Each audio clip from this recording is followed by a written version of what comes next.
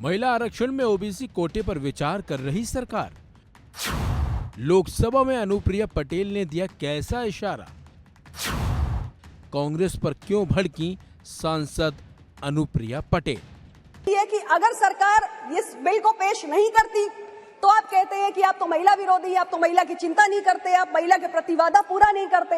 और जब सरकार बिल ले आई है तो आप कहते हैं कि अभी 2024 के आप चुनाव को देखकर लाए हैं, चुनाव में इसका फायदा नहीं। महिला आरक्षण बिल को लेकर पक्ष और विपक्ष आमने सामने है, बल्कि बिल में ओबीसी कोटे को लेकर एक विवाद भी छिड़ा हुआ है। तो इसी बीच केंद्रीय मंत्री और मिर्जापुर से सांसद अनुप्रिया पटेल ने लोकसभा में महिला आरक्षण विधेयक पर बोलते हुए कांग्रेस पर पलटवार भी किया था। साथ ही उन्होंने सवाल किया कि क्या कांग्रेस ने जब राज्यसभा में महिला आरक्षण बिल को पास करवाया था तब भी उसके संज्ञान में पिछड़े वर्ग की महिलाओं की चिंता थी, ये ख्याल नया नया आया है। तो वहीं उन्होंने 33% महिला आरक्षण में ओबीसी SC ST समुदाय की महिलाओं के कोटे के सवाल को गंभीर बताया और कहा कि ये मांग नाजायज नहीं है। तो वहीं कांग्रेस पर निशाना साधते हुए कहा कि अगर सरकार बिल लेकर नहीं आती तो विपक्ष कहता कि वो महिला विरोधी है, और जब सरकार बिल लेकर आई तो ये कह रहे हैं कि चुनाव देखकर किया है। ऐसे फैसले चुनाव को देखकर नहीं किए जाते हैं। ये कि अगर सरकार इस बिल को पेश नहीं करती तो आप कहते हैं कि आप तो महिला विरोधी, आप तो महिला की चिंता नहीं करते, आप महिला के प्रति वादा पूरा नहीं करते। और जब सरकार बिल ले आई है तो आप कहते हैं कि अभी 2024 के आप चुनाव को देखकर लाए हैं, चुनाव में इसका फायदा नहीं मिलेगा। अध्यक्ष जी, हर फैसला संसद में बैठकर किसी चुनाव को देखकर नहीं किया जा सकता। इसके अलावा विपक्ष के पिछड़े वर्ग की महिलाओं को आरक्षण देने के मुद्दे पर बोलते हुए अनुप्रिया पटेल ने कहा कि ये एक महत्वपूर्ण विषय है। पिछड़े समाज से आने वाली महिलाओं के लिए अलग से प्रावधान करने का विषय गंभीर है। ये जो चिंता है वो नाजायज बिल्कुल भी नहीं है।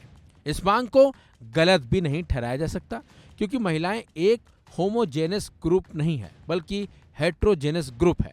महिलाएं अलग अलग पारिवारिक पृष्ठभूमि से आती हैं, अलग अलग इनकम लेवल से आती हैं। साथ ही उन्होंने कहा कि जब कोई कानून बनता है तो समाज की विविधता को ध्यान में रखते हुए सवाल उठाना स्वाभाविक है। ओबीसी आरक्षण पर सवाल गलत या फिर निराधार नहीं है और सरकार इस विषय पर कुछ न कुछ संज्ञान जरूर लेगी। ये बयान है अनुप्रिया पटेल का। आइए आपको सुनाते हैं उन्होंने और क्या कुछ कहा। प्रश्न तो उठेंगे ही। किसी देश की संसद है, ये एक कानून बन रहा है। एक कानून बनता है तो हमारे समाज में जितनी विविधता है उसको दृष्टिगत रखते हुए सवाल तो आने वाजिब है और सवाल आने भी चाहिए। ओबीसी कोटा को लेकर भी जो सवाल उठा है वो गलत नहीं है, निराधार नहीं है, बिल्कुल सही है। हमारे दबे कुचले वंचित पिछड़े समाज की महिलाएं हैं। जब हम महिलाओं के प्रतिनिधित्व को बढ़ाने की बात करते हैं तो ये एक बहुत बड़ा विषय है, क्योंकि देश की आबादी 142 करोड़ है, उसमें महिलाओं की आबादी 70 करोड़ है, पिछड़े वर्ग की आबादी 60% से ज्यादा है, तो पिछड़ी जाति से आने वाली महिलाओं की भी बड़ी आबादी है। तो हम महिलाओं को प्रतिनिधित्व दें, समग्र रूप से दें, ये एक बड़ा विषय है, इसमें कुछ गलत नहीं है। वहीं कांग्रेस पर सवाल उठाते हुए अनुप्रिया पटेल ने कहा कि जब यूपीए सरकार ने राज्यसभा में इस बिल को पास किया था तो पिछड़े समाज की महिलाओं को कोटा देने का विषय आपके संज्ञान में पार्टी की प्राथमिकता थी कि नहीं थी। भरोसा है कि हमारे पिछड़े वंचित समाज से आने वाली महिलाओं के अधिकारों को संरक्षित करने की दिशा में प्रधानमंत्री जी जरूर कुछ न कुछ विचार कर रहे होंगे और इसको सुनिश्चित करने के लिए भी कोई काम जरूर करेंगे।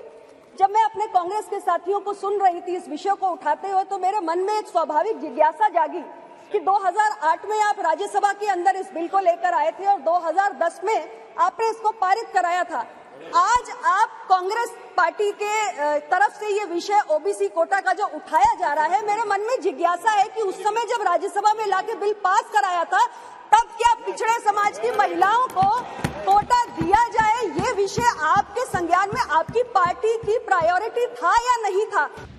अनुप्रिया पटेल ने जिस तरह से ओबीसी के मुद्दे को लेकर बयान दिया है उससे तो ऐसा ही लग रहा है कि सरकार इस पर कोई फैसला ले सकती है। खैर, ये तो आने वाला वक्त ही बताएगा कि सरकार इस पर क्या फैसला और क्यों कब लेती है।